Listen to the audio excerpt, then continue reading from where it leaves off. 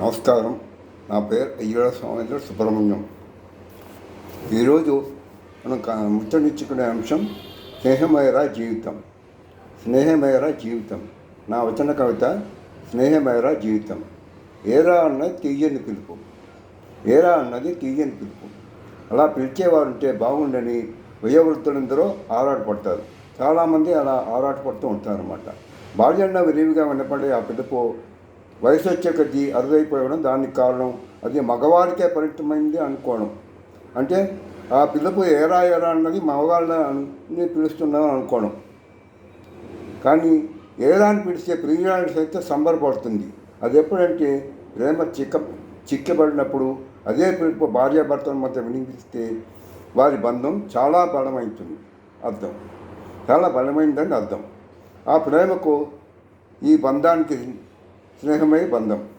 అంటే ఏంటి? స్నేహం బంధమైనా ప్రేమ బంధమైనా దీనికి బంధం ముఖ్యం. స్నేహానికి నెయ్యము, సత్యము, చెలిమి, కోరిమి వంటి ఎన్నో అర్థాలు చాలా ఉన్నాయి చెప్తూ ఉంటారు నిఘంటువులు. వాస్తవానికి అది ఎదలను కలిపే సేతువు. ఎదలను కలిపే సేతువు. సేతు అంటే ఆనకట్ట, ఆనందహేతు. కాబట్టి స్నేహం అంటే ఎదలోని చిగుర్లను కలిపి కొట్టే దారం. స్నేహం అంటే ఎదలోని చిగుళ్లను కలిపి కొట్టే దారం అన్నమాట. ఉత్తర రామచరిత్రలో భవభూతి కవితమ్మక తీయని దాహం అన్న శ్రీశ్రీ మాట స్నేహానికి వర్తిస్తుంది. స్నేహం అంటే ఎదలోని చిగుళ్లను కలిపి కొట్టే దారం అన్నాడు ఉత్తర రామచరిత్రలో భవభూతి. కవితమ్మక తీయని దాహం అన్నాడు శ్రీశ్రీ. మిత్రుడు వచ్చిన వేళ కవితలో వసామతి దాన్ని ఏ అమృతం తెచ్చని దాహం అన్నాడు. ఆత్మకు మాత్రమే అర్థమయ్యే మోహం అన్నది. అందుకే దేహాన్ని ఆవరించే మోహం. ఆత్మను ఆవరించేది స్నేహమని తాత్పర్యం అన్నమాట. ఆత్మను ఆవరించేది స్నేహం. స్నేహం ఒక్కటే ఆత్మని చాలా సంతోషపరుస్తుంది. స్నేహానికి తైలం అనే విశేషమైన అర్థం. తైలం అంటే నూనె. నీటిని సన్నని దారిగా పోస్తుంటే చెవుల్లో కోసుముచ్చాలలాగా ఏర్పడి కొసలు తెగిపోతూ ఉంటాయి. తైలదారు అయితే మధ్యలో బిందువులు ఏర్పడవు. ఆ బిందువులు ఎప్పుడూ ఏర్పడవు. ఏకదారిగా కారుతుంటాయి. అంటే అలా కారుతూనే ఉంటుంది. మధ్యలో అయిపోవడం అంటూ ఉండదు. తైలదారితే మధ్యలో బిందువులు ఏర్పడవు. ఏకదారిగా కారుతుంది అన్నమాట. స్నేహం అనేది నూనె దారగా అమరికలు లేకుండా చిక్కగా ఉండాలని దాని ఆంతర్యం అర్థం. దాంపత్యం సైతం అలానే ఉండాలని ఏదో ఆకాంక్షిస్తుంది. దాంపత్యం కూడా అలానే ఉండాలి. నూనె దారలాగా అలా చిక్కుపో విడిపోకుండా అలా దారగా కారుతూనే ఉండాలని. దాంపత్య బంధాన్ని సఖ్యమే బలమని సప్తపది మంత్రాల్లో సూచిస్తుంది. సప్తపది మంత్రాల్లో దాంపత్య బంధాన్ని సఖ్యమే బలం అని చెప్తూ ఉంటుంది. స్నేహము విజయప్రాతుల్యము, అది నిర్మాచ్యం అని పంచతంత్రంలో వెంకటనాథుడు చెప్పారు. ఏమని? ఏము నిజ ప్రాణతుల్యము, అది నిర్మాచ్యం అని పంచతంత్రంలో వెంకటనాథుడు చెప్పారు. తీయనైంది మాత్రమే కాదు స్నేహం, ప్రాణప్రదమైంది, అన్విత్యమైంది కూడా. అంటే తీయని మాత్రమే కాదు, స్నేహం ప్రాణప్రదమైంది. చాలా చెప్పుకోవాల్సింత కదనమాట. మనం మాటల్లో చెప్పలేనిది స్నేహం అన్నమాట. స్నేహానికి అర్థాలు ఎన్నో ఎన్నో ఎన్నో ఎన్నో ఎన్నో స్నేహాలు అన్ని రకాలు. భార్య ప్రేరితం వెళ్ళిన లోపల గడువు పెట్టిన సంకోచిస్తాడు కుచ్చేడు. కుచ్చేడు ఎప్పుడు కృష్ణ పరమాత్మ దగ్గరికి వెళ్ళినప్పుడు పోయి పంపిస్తుంది. కానీ ఆ కృష్ణ పరమాత్మ దగ్గరికి వెళ్ళడానికి వెళ్తాడు. కానీ గుమ్మం దగ్గర ఆగిపోతాడు. కృష్ణుడు గమనిస్తాడు. ఎదురేగాడు.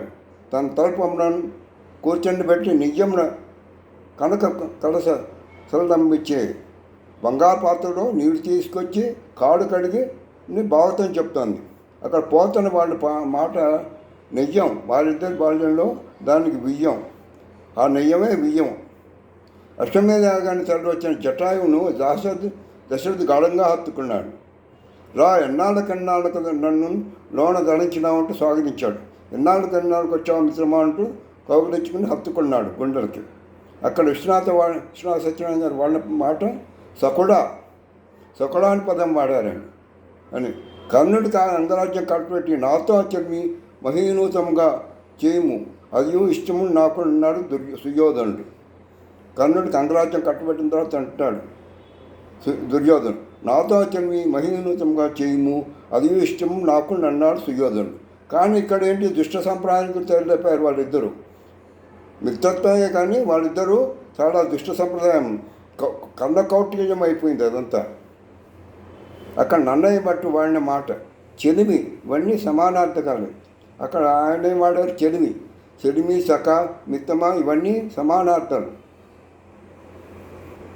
ఆయా కవుల ప్రయోగాలకు అనుసరించి ఆ పదాల స్థాయిని మనం అర్థం చేసుకోవాలి. ఆ పదాల మాటను మనం అర్థం చేసుకుంటుంటారు, ఔచిత్యాన్ని గ్రహించాలి. ఉదాహరణకు నిజ జీవితంలో స్నేహం చిక్కబడి సఖుడు ఆప్తమిత్రుడైతే అతన్ని ఆత్మసఖుడని ప్రాణసఖుడు అంటాం. మనం చాలా ఉంటే ఆప్తమిత్రుడని ఆత్మసఖుడని అంటూ ఉంటాం కదా అలా. ఇంకా కొసరు ఏమో అని పిలుచుకున్నట్లు కన్న చెల్లకు ఇళ్ళమీద ఏమి కావాలేను ఏమో అని ఇంట్లో పిలుచుకుంటాం కదా అదే అన్నమాట. ఏమి కావాలేను సఖుడు అని అడిగింది రాయపురంలోని తృణకంకణంలోని నాయిక. అదే ప్రాణసఖి గుండె చప్పుల అక్షరాకృతి.